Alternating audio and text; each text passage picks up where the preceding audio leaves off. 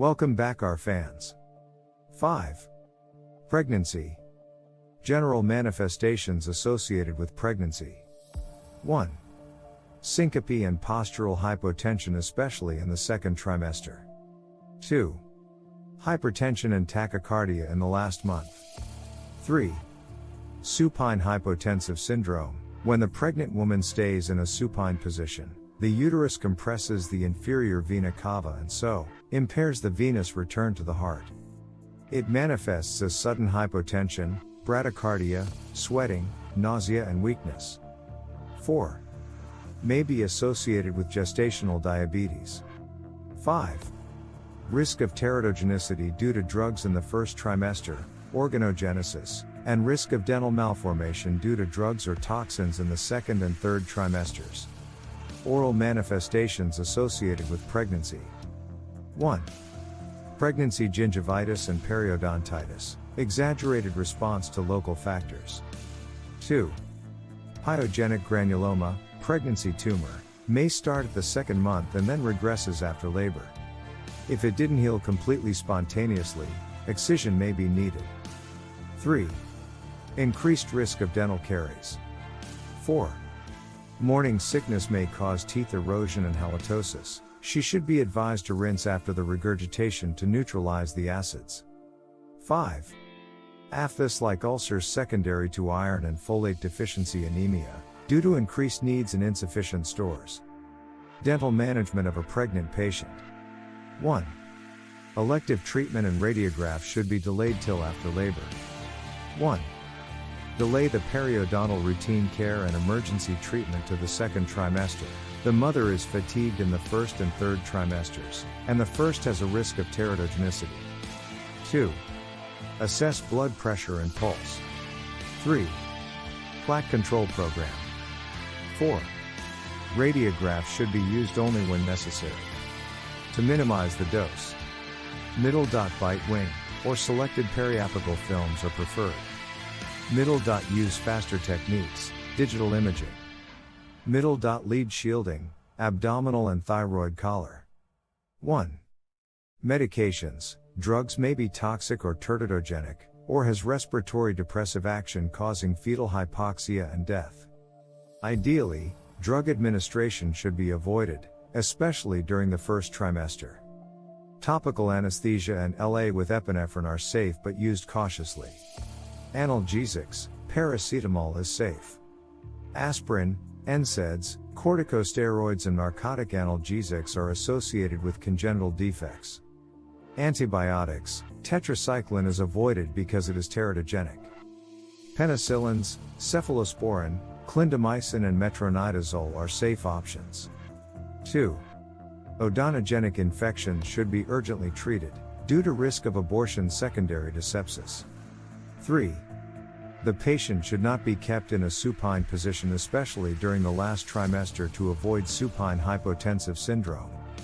It is relieved by placing the patient on her left side to lift the uterus off the vena cava, restoring the blood pressure back rapidly. 6. Adrenal gland. Adrenal gland, suprarenal gland 1.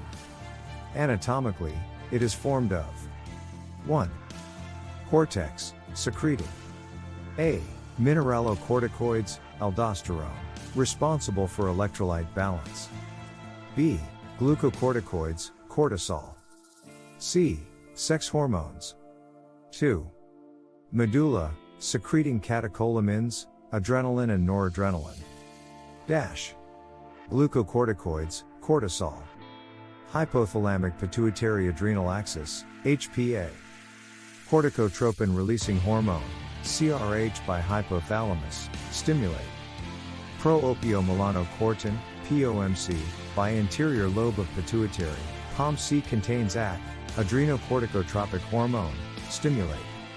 Cortisol, by adrenal gland. Middle. CRH is stimulated by low serum cortisol levels in stressful conditions. Middle. Cortisol blood levels are 15 to 30 milligrams per day, but under stressful situations, it may reach 10 times higher, 300 milligrams/day. Middle. ACT has direct stimulatory action on melanocyte, oversecretion causes hyperpigmentation. The secretion of cortisol may be changed in the form of 1. Hyperadrenocorticism. A. Primary Cushing's syndrome, hypersecretion of cortisol due to adenoma in the adrenal gland. The high serum cortisol levels cause negative feedback, reducing ACT levels. The result is high cortisol blood levels plus low ACT blood levels. B. Secondary Cushing's disease, hypersecretion of cortisol secondary to high levels of ACT. The result is high cortisol blood levels plus high ACT blood levels. 2. Adrenal insufficiency. A. Primary, Addison's disease, inability of the adrenal gland to secrete enough aldosterone and cortisol due to group of diseases. The low serum cortisol levels stimulate ACT secretion continuously, hoping to raise the cortisol levels to normal. The result is low cortisol blood levels plus high ACT blood levels. B. Secondary. To ACT deficiency. The result is low cortisol blood levels plus low ACT blood levels.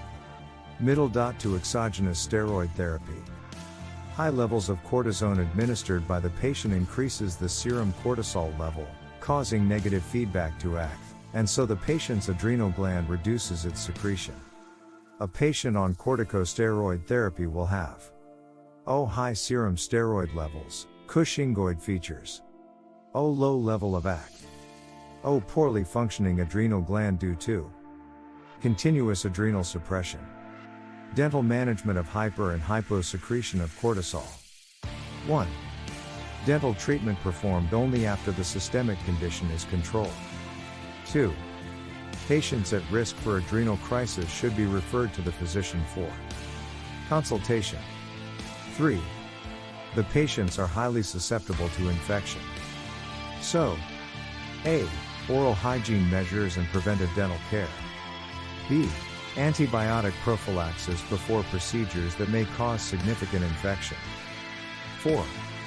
Pain and stress may precipitate adrenal crisis, so A.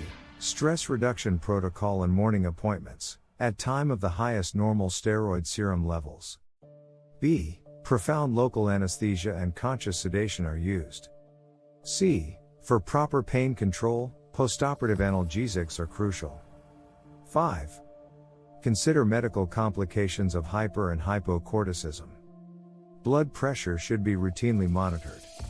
Slow change in chair position to avoid postural hypotension and adrenal insufficiency. Iatrogenic bone fracture during surgery due to osteoporosis. Thanks for watching. Support us by likes and subscribes.